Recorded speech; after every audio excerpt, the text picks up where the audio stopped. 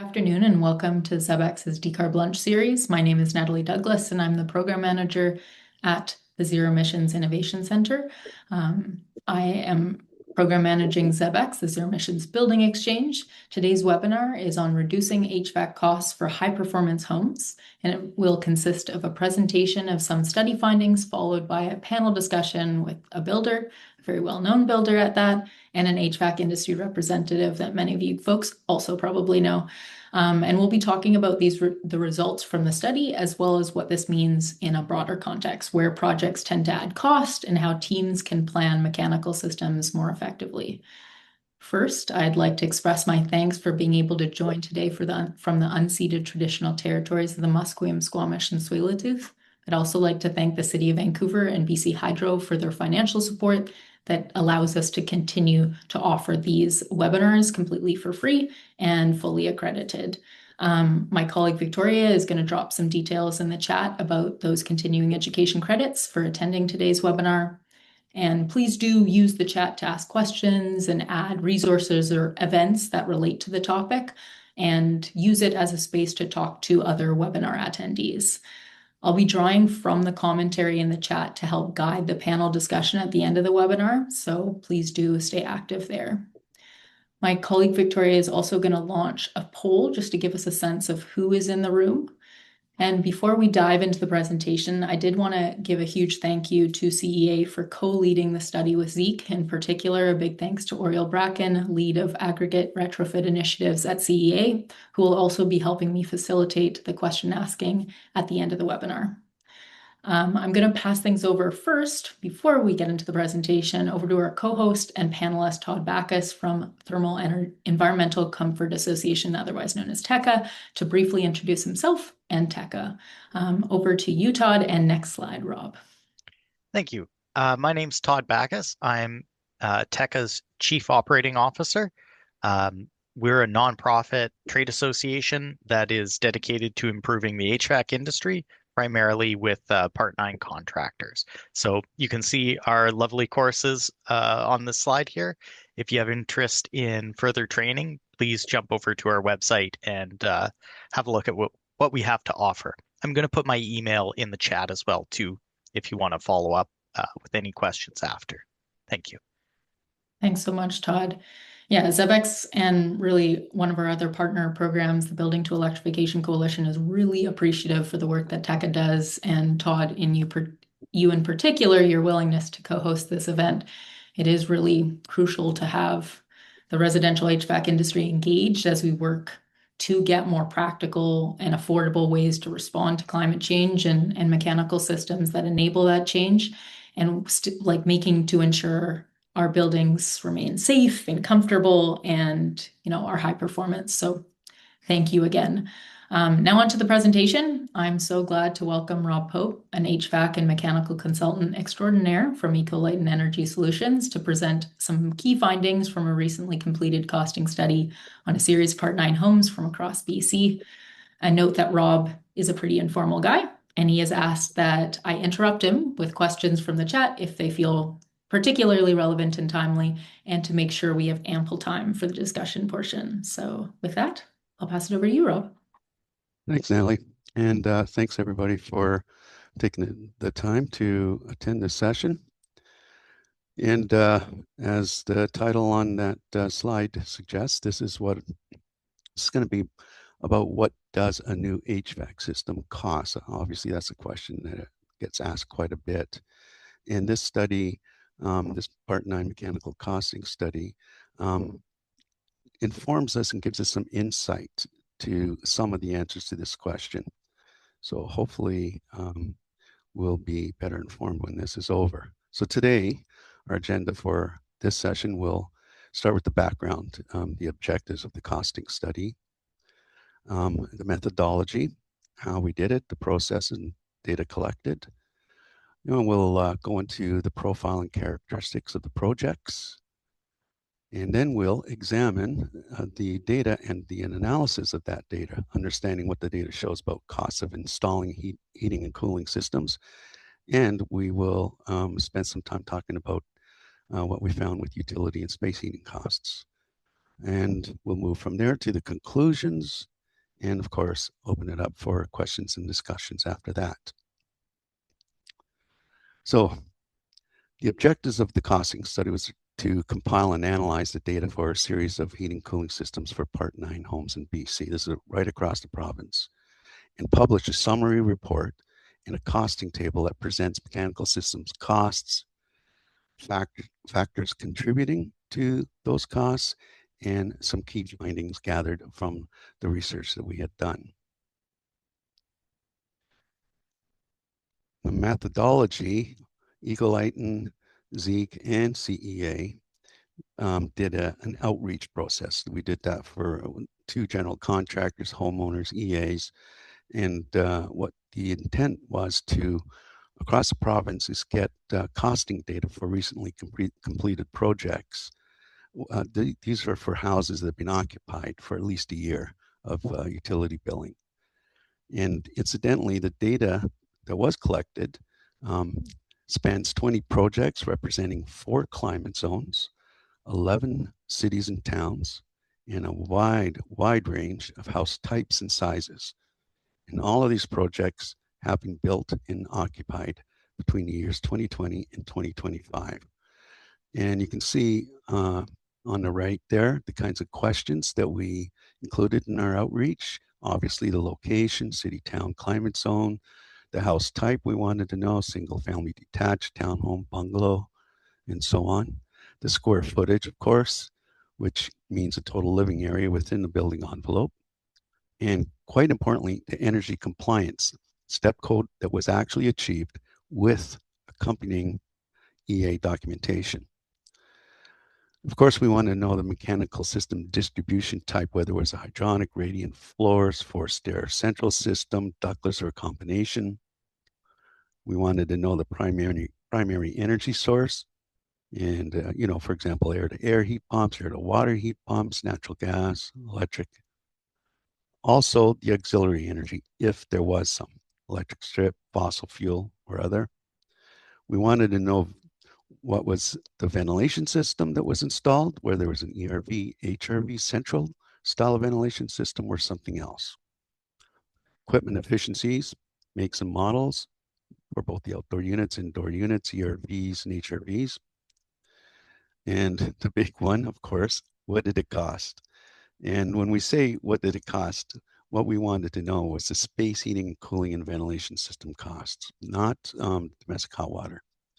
And that would need to include all equipment, all the material, and the labor. And we also requested operating costs based on at least 1 year of utility costs. And so here we have the projects.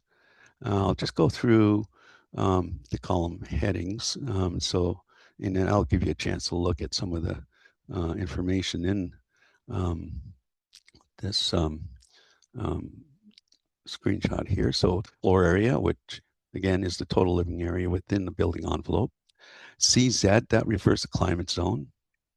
And as you can see next to that is ESC, which is the BC Energy Step Code that was achieved. The rated efficiency, and this is third-party rated efficiency for the primary energy source, just the equipment, primary equipment. Month and year build, install costs. So that's a total install cost. What was billed for space heating, cooling, including equipment, materials, and labor, excluding domestic hot water, and the cost per square foot, which simply we just had the install cost divided by the floor area. And we're going to be looking at this chart for a while, so don't worry if you're not getting it all right now. Some notes on this chart. So number one, a heat pump is the primary energy source for 19 of the 20 homes. One house, that's number 5 in New West, you can see it highlighted there, has a gas furnace. Of the 20 homes here, 17 had central forced air distribution systems. There are 2 homes utilizing a combination of both forced air and radiant, in-floor radiant. And that's number 4 in New West and number 19 in Elkford. One of the homes utilizes just exclusively an inflow radiant system. That's number 12 in Nelson. One project, incidentally, is a townhouse project with 4 units totaling 8,000 square feet. So for the purpose of this research, we assume 2,000 square feet per unit. And finally, and this is of important note, and we'll talk about this a little later in the presentation, only 3 of the 20 homes, and they happen to be 1, 2, and 3, don't have a central ventilation system such as an HRV or an ERV. Okay, so let's get into the data. What did we find? The average cost per square foot across all projects was $16.58 per square foot, remember? And I think this is, for me at least, something that surprised me and is a really critical, important finding, is regardless of the size, no matter the climate zone, energy step code, have a look here. Almost all the houses cluster in that $12 to $17 range. And so for me, from the point of view of answering that question, what does an installation cost? I now have something to say. I'd say somewhere between 12 and 17, and that range will depend on other things like how complex or easy the system is, and many other things, which we'll get into a little later in the presentation. But for now, the key finding is most costs per square foot range between $12 and $17. Homes with installation costs exceeding $20 per square foot tended to be in remote areas of the province, which is no surprise. For example, 16, 17, 12, and 18, which you see highlighted there, are in the Kootenay region of BC. And incidentally, that their supply networks tend to be, not always, but mostly are connected to Calgary in Alberta. And also a contributing factor is that the HVAC contractors are few. There's a different competition or competitive market there. So a key finding from this set of data is homes with installation costs exceeding $20 per square foot tend to be in remote areas of the province. 2 of the homes, 10 and 13, are below $10 per square foot. Now, considering the size of these homes, one of them is 3,488 square feet, almost 3,500 square feet. And the other one, it's not a tiny home either, 2,720 square feet. The cost per square foot falls outside of that typical cost range that we just talked about between 12 and 17 and puts it into the outlier category. The reasons for this low cost per square foot for these couple of projects, I mean, it could be many things, right? So we can only make some assumptions. And some of those assumptions are what follows. Simple architecture, therefore simple HVAC systems, will contribute to a lower cost. In one of these 2 projects, I know that the quote that the HVAC contractor provided referred to a system design, an HVAC design, but it was not included in the quote. So that would impact that particular project, at least, if it's not including the cost of design and load calculations. Choice of equipment, of course, there's massive range. Prices for equipment from the lowest end of the hierarchy to the highest end, and standard of practice. We don't know what the type of installation there is in terms of standard of practice, but those would definitely be contributing factors.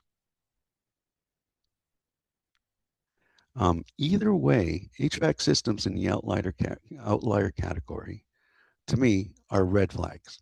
Doesn't mean you can't justify those costs. Maybe you can, but either way, whether it's below or above the average range, I think it's important to use those red flags to prompt you to do a very careful review of the costs and get some justification why they are outliers. If we look at costs per climate zone, what we discover is HVAC installation costs aren't significantly impacted by the climate zone. Now, remember, I'm saying not significantly. It's not like they're not impacted. It's just when you take the whole cost of installation, everything that is involved, labor, material, equipment, the climate zone is kind of buried by other cost drivers. In this case here, we can see in climate zone 4, there's less cost variability. It doesn't range as much as the others. And I think that a fair conclusion would be that it's because these homes all are in the Lower Mainland and Vancouver Island, Victoria areas. And because of that, these projects will have greater supply chain access and support in a much more competitive market. So the key finding from this data set is that climate zone location does not, by itself, significantly impact the overall HVAC system costs.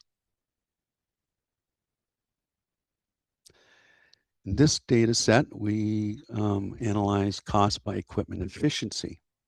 And we can see from the data here that there, again, is not a strong correlation between equipment efficiency and installation costs. Of course, you know, the more efficient the equipment, you probably paid more, but equipment is such a small part of the total cost of the installation that its impact is not, and I use the word significant. It is there is an impact. Of course, when you take all these impacts and add them up, they'll make a difference. But in this particular data set regarding primary efficiency, there's not a strong correlation between the total installation costs and the efficiency of the equipment. Most primary heating equipment efficiency clusters, as you can see in this chart, between 8 and 10 heating season performance factor. That's a HSPF. Incidentally, there's that metric has been updated recently. Now it's measured as HSPF 2, but these houses were done at a time before that upgrade to that efficiency rating occurred. Excluding the gas furnace, you can see the gas furnace is that red dot kind of near the bottom there with an efficiency and heating season performance factor measured efficiency of 3.2. But generally the average was about 9.1. This is just another way to look at this chart. Is there a causal relationship between efficiency and cost? And in the blue, you see the rated efficiencies, and in the red, you see the costs. And you know, you can see what I can see is that there isn't really any correlation. High efficient upgrades equipment is just a portion of the equipment cost, as I said, and equipment is only a portion of the total cost of installation. In new construction, the combination of labor and material tend to be larger than the amount of the equipment costs. So the key takeaway in this particular data set is the data shows there is not a strong correlation between equipment efficiency and total overall installation costs. Then we analyzed it by energy step code performance. So we did this chart here. You can see step code performance versus costs. Now, generally speaking, I think we can all agree that homes that achieve a higher energy performance will require less equipment, capacity, and correspondingly a reduction in the size and complexity of the ducting system. This usually reduces costs. But as I said before, there are many other cost drivers that will affect the total overall HVAC installation costs, regardless of the home's energy performance. And some of those cost drivers are going to be the architectural complexity of the house, which will relate to the HVAC system complexity, the degree and quantity of custom grills. This is a big one. The more customized your ducting system, the more custom grills and ducting that versus off the shelf registers and ducting, that's going to be a big cost driver. Zoning systems and number of zones. It's pretty common for a house not to have a single thermostat in the middle floor controlling every room in the house anymore. A lot of houses want their systems zoned, and the cost of zoning, of course, increases the cost, and the more zones you have, the more it increases the cost.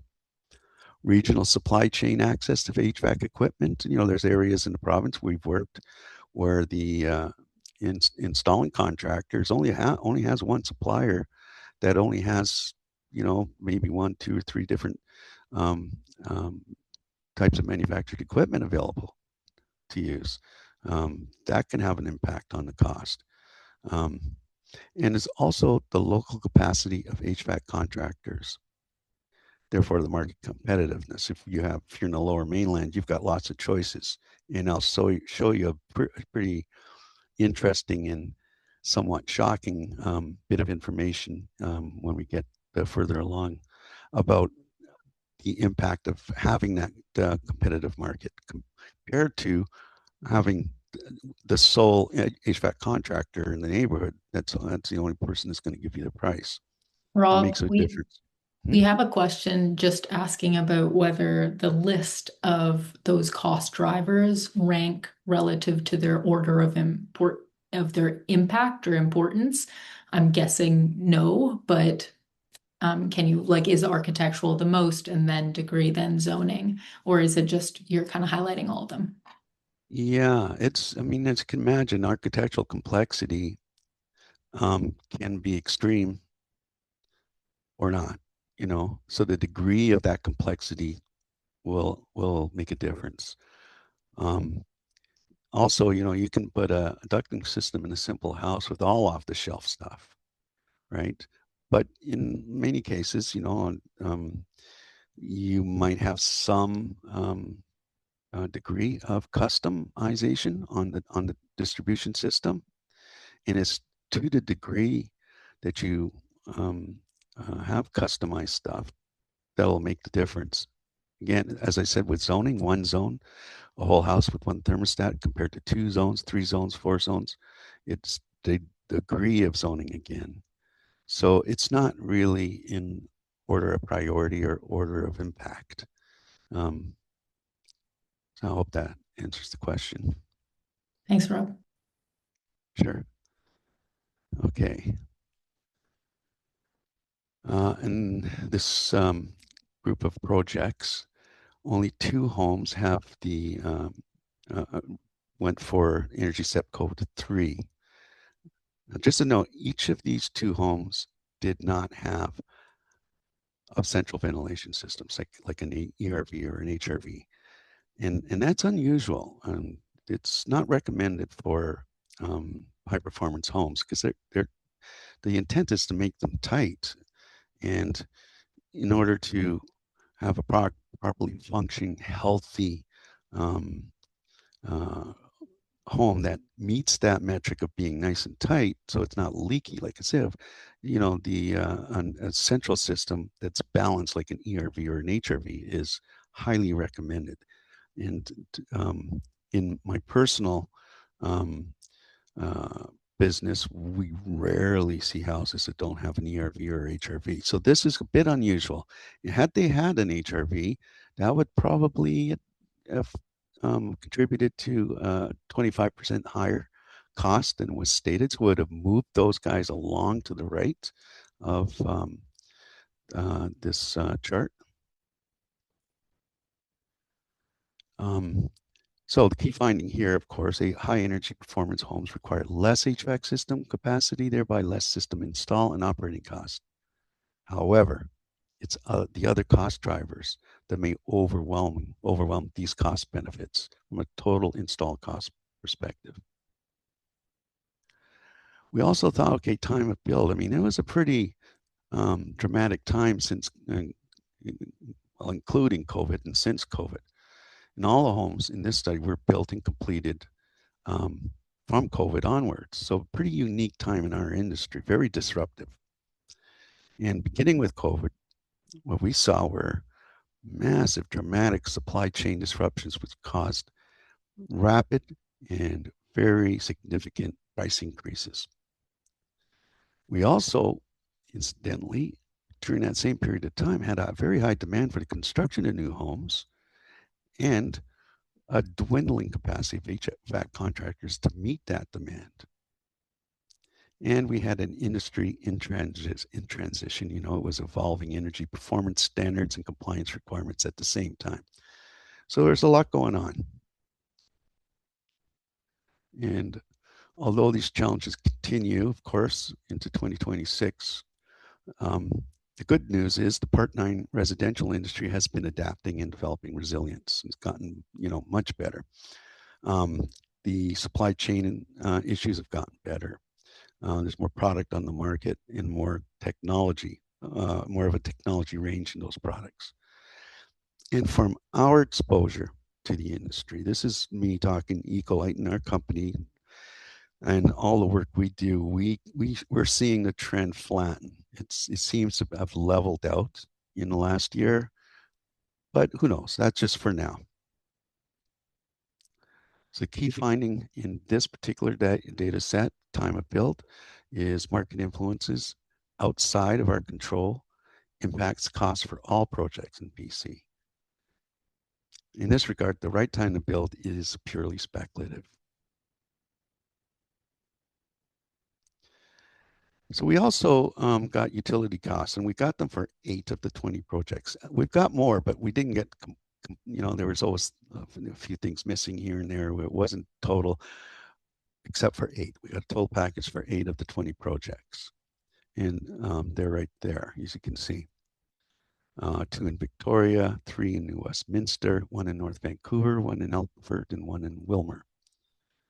What did we find? Regardless of all other mitigating factors, it's reasonable to assume that the cost of space heating and cooling will be better in a home that is built to a higher performance. Think about it. Whatever you're going to build, if the house is better built from an energy performance perspective, it's going to cost you less. If you use better equipment, more high efficient equipment, it's going to cost you less.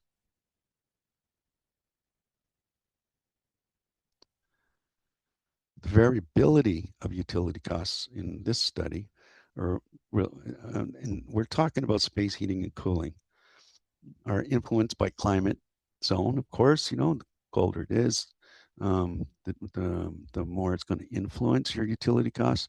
And of course, this is a snapshot. This is 1 year, and there are year-to-year weather patterns that are going to affect those utility costs as well.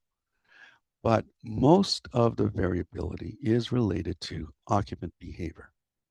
And we're talking about things like liberal or conservative use of thermostat set points, the amount and use of heat generating equipment in a home. How many computers are there? TVs, lighting, cooking, exhaust fans. How often are you using them? That will have a large impact. How often doors and windows are open and closed.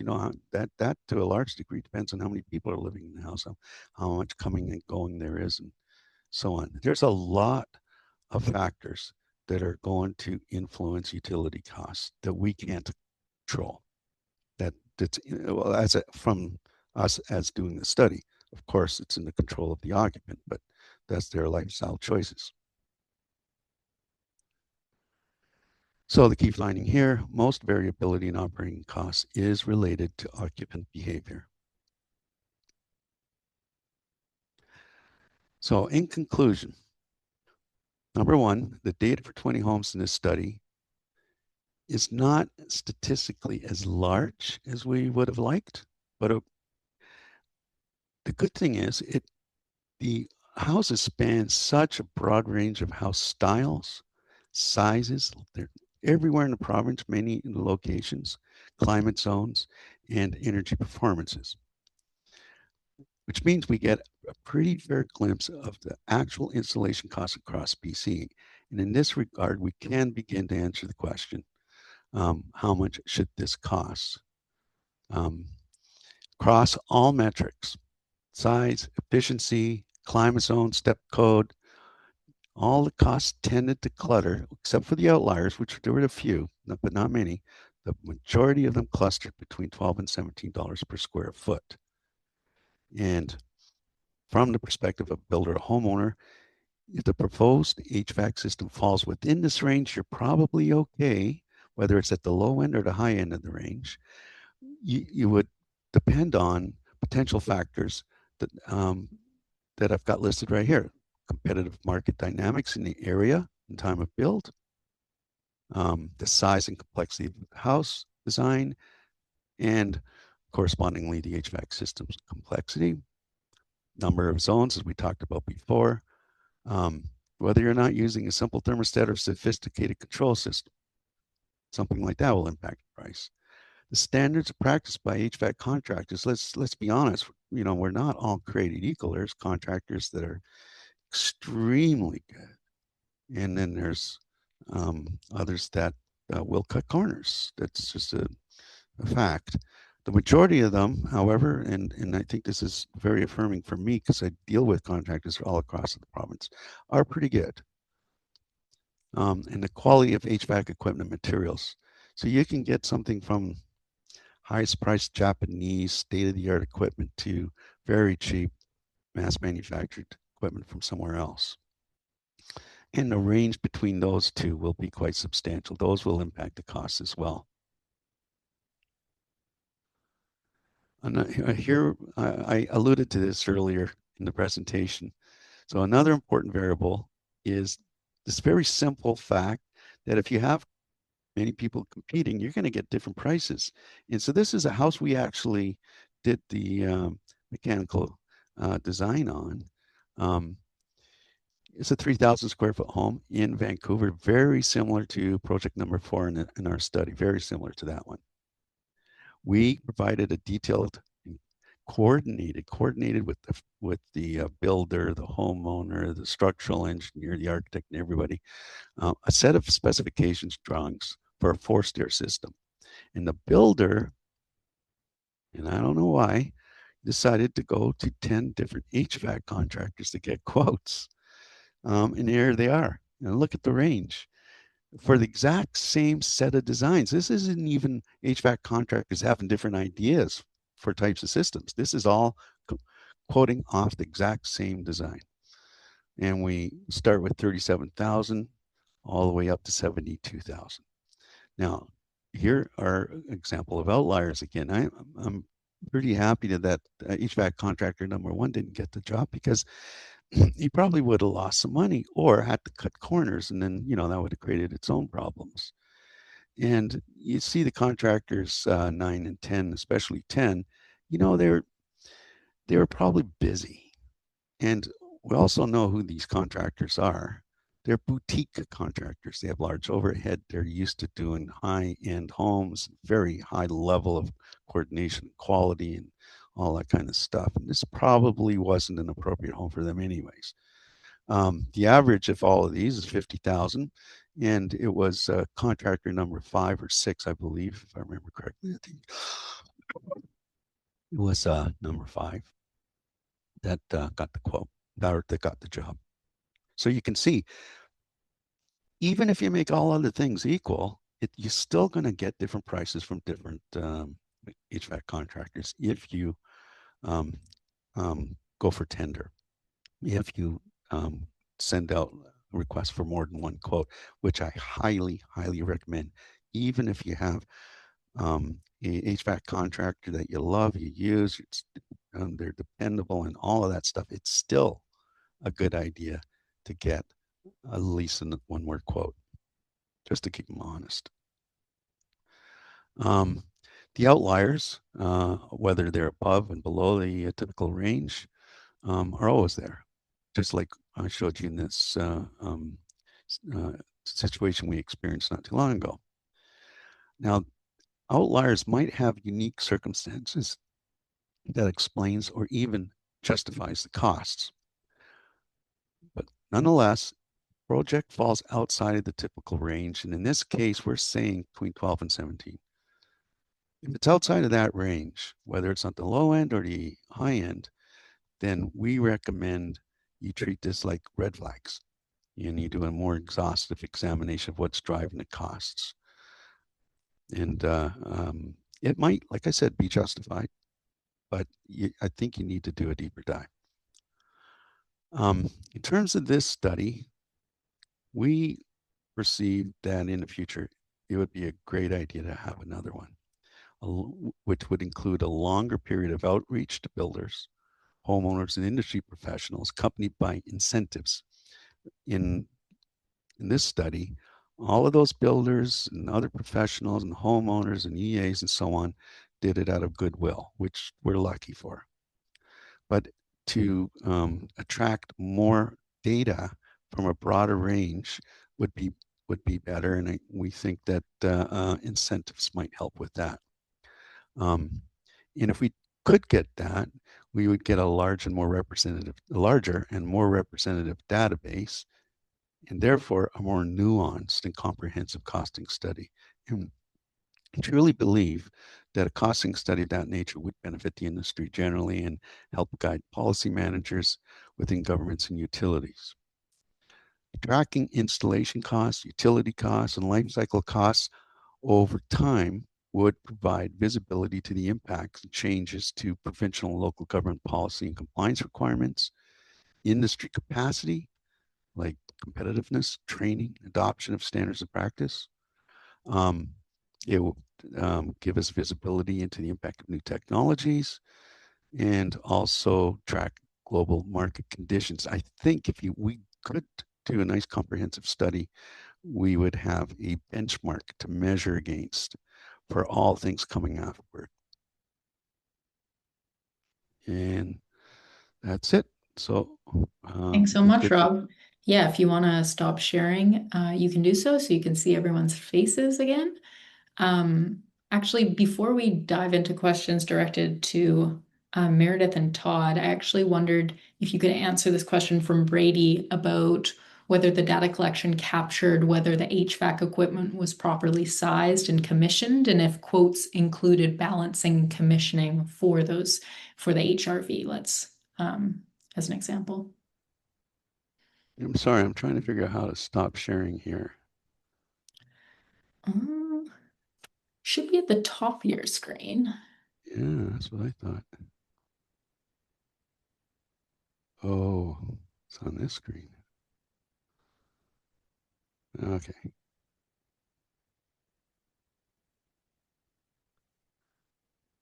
Well, in that case, maybe I will pivot to Meredith and Todd just to give.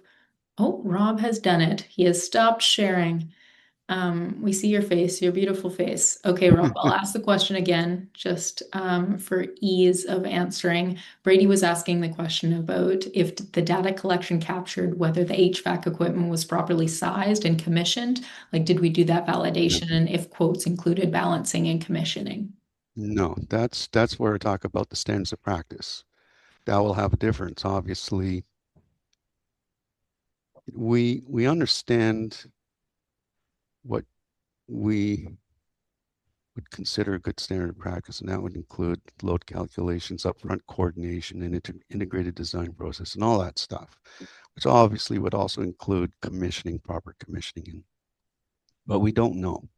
We don't know if in this study whether that was done on each of these projects, and that would be something I would definitely include in the future research project.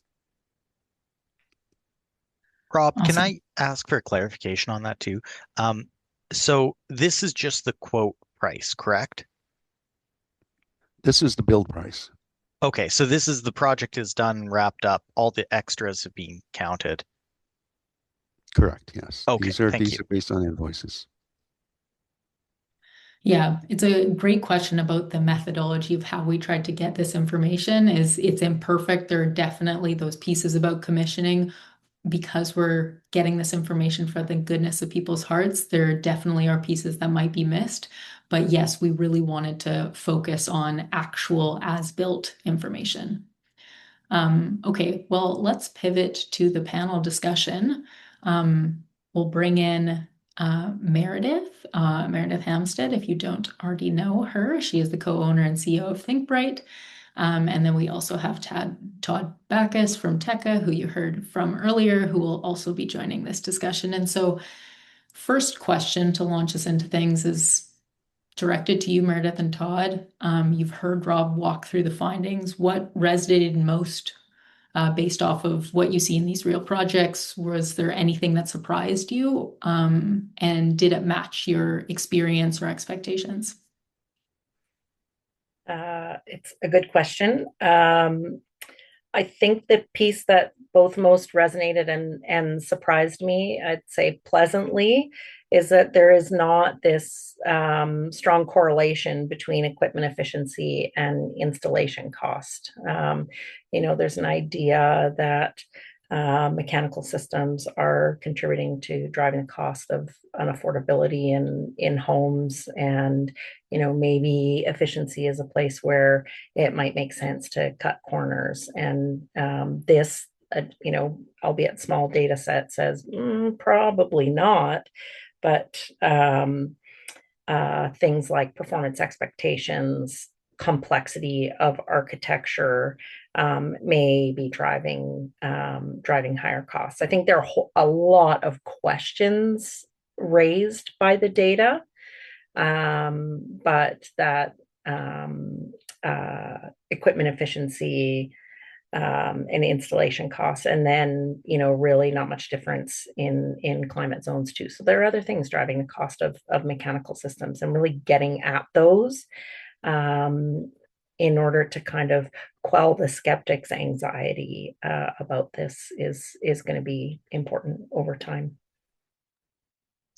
Yeah, there were a lot of really interesting things you brought up there, Rob. I'm not surprised to see such a massive variance between the cost per square foot on the projects. Certainly, as you've noted, there's a lot of variables in there. And one that shouldn't be overlooked is the fact that there's so many businesses that are, sole proprietorships. This is not like a Walmart comes in and gives you the same price for every item. How I bid a job is going to be different than how everybody else bids a job. And this market's been really interesting in that way because there have been big players that have tried to come in and, paint a big brush over all of this pricing. And in my experience, that's mostly failed because these are complicated projects that require, a bit of a soft and unique touch, certainly on the design side, but also on the installation side. So great. And I'm really happy to see that you looked at the relationship between the efficiency and the cost, because it makes sense when you do like heat loss, heat gain calculations, and you end up with a smaller system than the traditional, whatever picture frame method of sizing, right? Like your equipment size comes down, your distribution system comes down, and that advanced planning actually pays off in the long run as a cost savings. I think someone put in the chat, talked about IDP, which I'm a little crazy about these days. I just my star note that I've written down here is, if we're talking about availability of HVAC contractors, complexity of design, if we're talking about performance expectations, all of this adds up to, we need a good planning process at the beginning of a new build in order to arrive at something that's not going to blow our clients' brains when we give them the final cost. And so, we have just gone through, we're working on a design right now where we had the architect, the prefabricator, Isaac Eva from Ecolighten is on the call here, and the general contractor, all trying to figure out, like, where is the ducting going to go related to the shear wall. The major cost driver on that house is seismic and wind loading requirements. So that takes precedence in that home.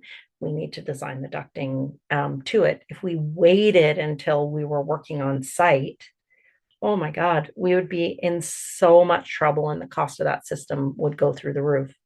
And then the other piece that I just think it's going to be very important to get at is, what are the performance expectations? We have built homes where we've put one heat pump head in for 1,100 square foot home, and that homeowner is very comfortable and very happy. We have built homes of similar size that have 3 ductless heads, or they wanted a ducted and zoned system. So the cost variability on those is massive. So IDP, IDP, IDP. Yeah, and getting your data so you can size it correctly. Absolutely. Oriel, I know this connects really well to the next question that we had pre-prepared. Do you want to ask that one? I think it was about IDP, right, Natalie? And I just wanted to raise as well that having gone through an IDP process with thinkBright for the LEAP 10 project, front loading the project with the time from the contractors has been so beneficial to actually like keeping the costs down for homeowners and coming up with the plan that is most cost effective for them to engage with the process. And this is in a retrofit scenario. I was actually hoping that Meredith, you might elaborate a little bit more about IDP and the value for that for new construction. Yeah. There are also a couple of questions in the chat here about, whether a client will, all of our clients are bottom line driven whether they're building a $500,000 new home or they're building a $5 million new home. Everybody has a bottom line that's important to them. If a client were to say to me, effectively, I won't tolerate front end loading of costs, I would say, I can't build your house because you are driving an enormous amount of risk into the budget for your own home. So we front end load costs. We are very, very clear with our clients that the reasons we're doing this are because we are going to manage schedule, cost, and outcomes effectively throughout the project. So if someone said to me, hey, I want to host a meeting, I want to host a conference, but I just want everyone to show up and we're going to see how it happens. Nobody would tolerate that. We only tolerate this lack of planning in the building industry and only in part 9 of the building industry. It makes no sense to not front end load a plan for your home. The other thing that we've done at thinkBright Homes, sort of inserted into our integrated design process over the last, I'd say like 5 years, is working with a Part 9 mechanical system designer. We're a general contractor. We're not an HVAC contractor. HVAC contractors are climate change heroes. They are key drivers of emissions reduction in the home building industry. They're very good at what they do. But we all need guidance to enable them to do that work well. And so we alleviate our contractors of uncertainty when they're not sure, oh, I don't know if I can install this system the way you want it. We work with a third-party mechanical system designer so that we are solving problems through the design process and alleviating our contractor of some liability for a system that they're not particularly sure about yet because they don't have a lot of experience with. So I think that having a more sophisticated design team can help build confidence in our on-the-ground contractors through the installation and commissioning process. I think that trust piece is more immense because even on an interpersonal level, I think that to be able to believe that it is a reduction of risk, I think a lot of homeowners don't fully trust if they don't know that team. And if a builder comes in with a team that they trust, you still have to go through the process of building trust with this person to build out, if we do a lot of work ahead of time, it is going to reduce cost at the end of the day. But the visibility of process, especially for Part 9 as opposed to Part 3, is just normally a lot less clear. Normally homeowners they haven't built a lot of homes, so they don't inevitably see maybe where that risk reduction is happening. Yeah. And communicating that to our clients is really important. I mean, we as general contractors, we often expect our homeowners to know what we know, but they may not. Generally, they don't. And so talking to them about the why and the how of process and what outcomes you're seeking to avoid and what risks you're seeking to avoid allows them to say, okay, it makes sense to invest some thousands of dollars in the design process in order to have a reasonable certainty that in the end, my home is going to be very comfortable and reliably so. 100%. Oriel, do you want to jump in with another question? Yeah, I sure do. Meredith and Todd, what resonated most with you based on what you see in real projects? Was there anything that matched your experience or anything that really surprised you from the data?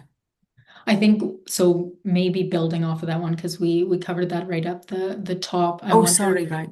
No, that's all good, all good. I think also like diving a little bit deeper into maybe for you, Todd, about the timing of mechanical decisions, like getting into the technical detail of timing things out. Can you build off of how much that will impact cost? Yeah, absolutely. I definitely agree with Meredith. There is a straight line drawn between risk and cost. If you can manage your risk, you can manage your cost. So that means things like locking in your prices, which means detailed contracts, um, meeting the architect and the client and coming to an agreement on not just what we're doing, next week, but what is the full scope of the project. If you're talking about like high finishes, high levels of quality on the finishes of the grills, you need to know that really early. And Mhm. you want to put that order in, you want to get that order approved by the design team and then lock in those prices. Because one of the things that's happened to people quite recently is with fluctuations in the market of pricing, if I got pricing a year ago, I didn't lock in that quote. It comes up to, the end of the project and I'm buying this stuff and now the cost of everything has gone up. It's not good, right? So I either go to the client and I'm asking for additional money, probably an argument there, or as the contractor, I'm eating that, additional cost. That's not a great spot to be in, right? So that's Mhm. also part of the whole design philosophy where you plan for the entirety of the project and then you lock in whatever elements you can, either through contracts or bids or agreements, so that you don't have that risk of end of the project, price explosion, change orders, lawsuits. Mm. Mhm. Lawsuits and the cackle is just a Well, wild I'm way to. I'm an engineer, so I Yeah. I am very Yeah. familiar with the final stage of the project being the negotiation phase. Yeah. Oh Um, boy. Yeah. and it can be painful. So, Mhm. you know, save yourself.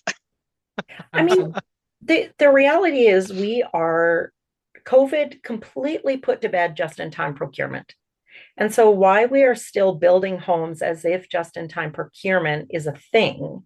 Sometimes it's a thing, but it's best not to bank on it being a thing, whether it's wood, plumbing fixtures, concrete, whatever.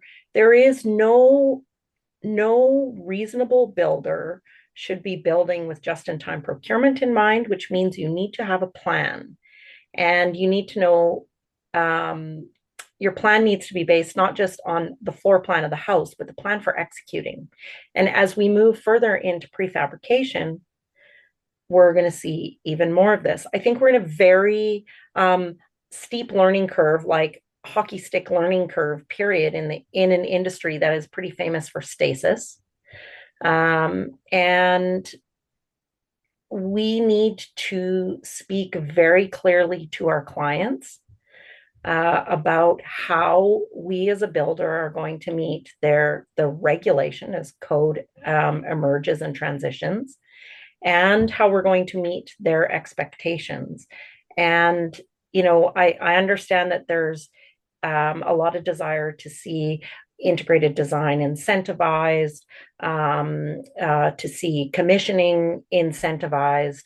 But the market, I believe that the market is going to adapt very quickly to this, and bad contractors will not last very long over the next little while because, I mean, you can imagine if people were putting in furnaces that just didn't heat the house. That's not going to last very long. And so we're seeing people putting in heat pumps that just don't heat the house, and HRVs that just don't evacuate stale air. I think the market is gonna solve this pretty quickly. We need to, as an industry, be very, very clear that a home and a mechanical system that is built without a plan is a crapshoot. And no client is going to say, okay, take a crapshoot with my house. Totally. Yeah. I see, Rob, you're nodding. Do you want to jump back in here and offer any thoughts? Well, Todd and Meredith so articulately expressed everything I'm thinking. I think it's kind of self-evident. It appeals to pretty well anybody's basic sense of logic that you plan first, then execute the plan. And it to me, it's like pushing through an open door. It's an easy sell to get that client who is about to spend a lot of money to think about how to optimize that massive amount of spending he's about to do. Also to optimize, the budget for the HVAC system. And I think that's something that is often overlooked. But the first thing I want to know is, in the IDP is what's the budget? And the reason I ask that is because often you find that general contractors tend to carry from a previous project that line item or those line items into their current project, right? And it's they're often apples and oranges. They're not apples and apples. And what I want to do is sense check it, and what I want to do is convert cost to value for the homeowner. Get a sense of, well, what's important. Because sometimes they're willing to pay the extra money because there's something important that they want out of it. And other times it's the opposite. They don't want that fancy control system that you need a steep learning curve or a young kid to manage. Like, they're like my wife and I, we just simply like to turn the thing up or down, ideally leave it alone, right? But, these are the kinds of things that you can't know unless you have an upfront process to discover all these things. And once you do that, you have also you're hedging your liabilities, because you can look back and say, listen, we talked about this. This is what you said you wanted. This is what we did. Also, you can say, listen, you only want to spend this much, or this is your budget, right? You can't have this unless you think it's worthwhile. Then we have to agree that your HVAC budget's going to go up, right? Absolutely. And also things to give them a heads up, like during construction, you start changing rooms and things. You start changing your idea of what you want your house to look like. Make that room bigger, move that over there. Those kinds of changes.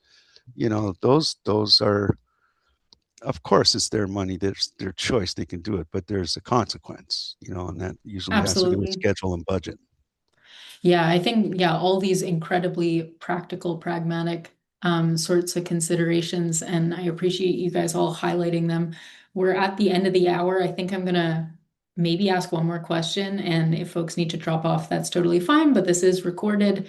I think looping maybe two things together, thinking through, like, if someone in the audience is starting a project tomorrow and wants to avoid some pitfalls, and like, what should they prioritize early? Obviously, we're very clear on the IDP. We have different audience members too. We have builders, but we also have folks on the policy side. What does this mean in terms of the energy step code and the zero carbon step code?